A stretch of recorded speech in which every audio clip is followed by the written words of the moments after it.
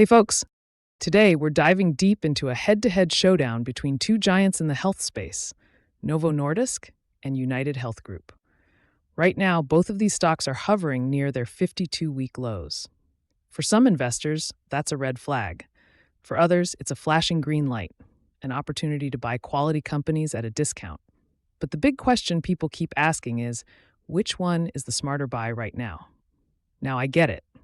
This isn't an exact apples-to-apples comparison. UnitedHealth operates in the broader healthcare services sector, while Novo Nordisk is a pharmaceutical powerhouse. But investors often find themselves choosing between strong names in different corners of the same industry. So in this video, we'll break it down, looking at revenue growth, profit margins, return on invested capital, and even my own discounted cash flow valuations to see which company I think is the better long-term play at today's prices. This content is for informational purposes only and is not intended as financial advice. Always do your own research or consult a financial advisor before investing. Let's start with revenue growth. UnitedHealth Group is a massive company. Back in 2015, it generated about $145 billion in revenue. Over the years, it's grown that number at a compound annual growth rate of 10.8%, pushing its trailing 12-month revenue to a whopping $386 billion. For a company this size, that's impressive. But Novo Nordisk's growth story is even more striking. In 2015, it pulled in $15.7 billion in revenue.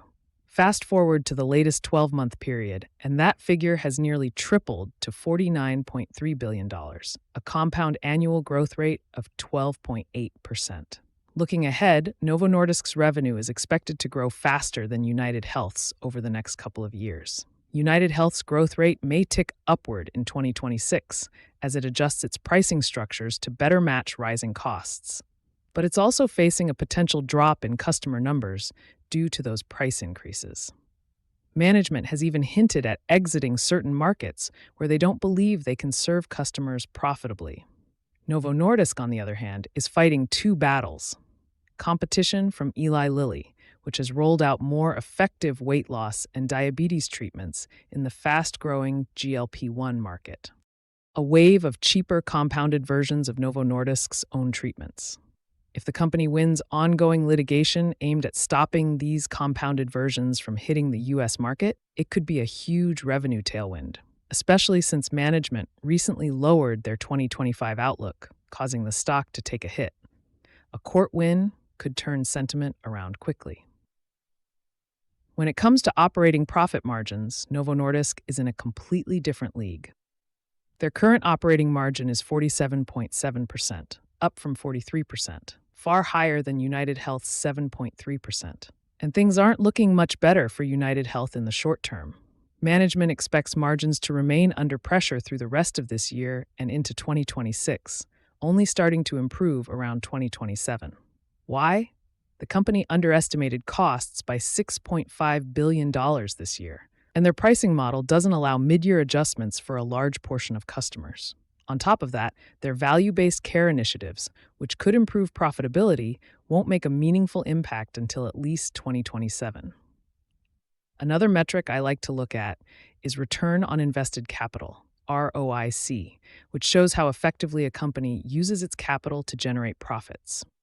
Once again, Novo Nordisk comes out ahead, though its ROIC has slipped to 27.6% from even higher historical levels. UnitedHealth, by contrast, has steadily improved from 7.3% to 9.7%. Progress, yes, but still barely above its cost of capital. Now let's talk about valuation.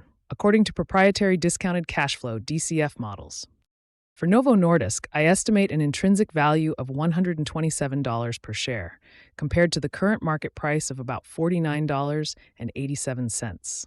That's a huge gap, signaling significant undervaluation.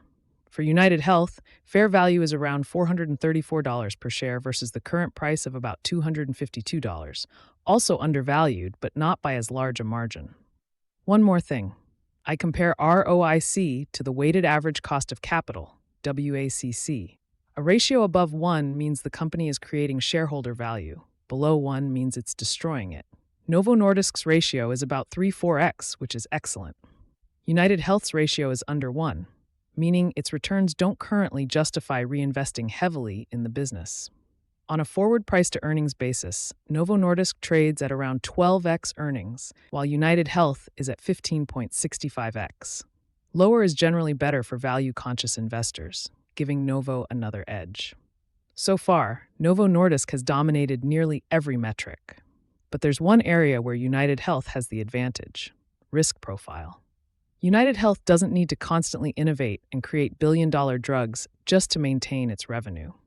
Its business model revolves around attracting and retaining customers, bidding for contracts, and adjusting to U.S. healthcare regulations. Novo Nordisk, however, must keep investing heavily in R&D to develop new treatments. If it misses the mark, future revenue could suffer. Both companies are strong in their own ways, and I have them both rated as a buy at current prices. But if I could only choose one today for a long-term portfolio, my pick would be Novo Nordisk. The company's combination of strong revenue growth, exceptional profit margins, high returns on capital, and attractive valuation make it the more compelling investment right now, even considering the added R&D risk. That's my breakdown of Novo Nordisk versus UnitedHealth. Both are quality names, but in this market, one stands out a little more. Thanks for watching. If you value thoughtful, data-driven market analysis, be sure to subscribe and follow along for more strategic insights. Have a company or sector you'd like us to explore next? Leave your thoughts in the comments. Until next time, stay informed, think long-term, and invest with purpose.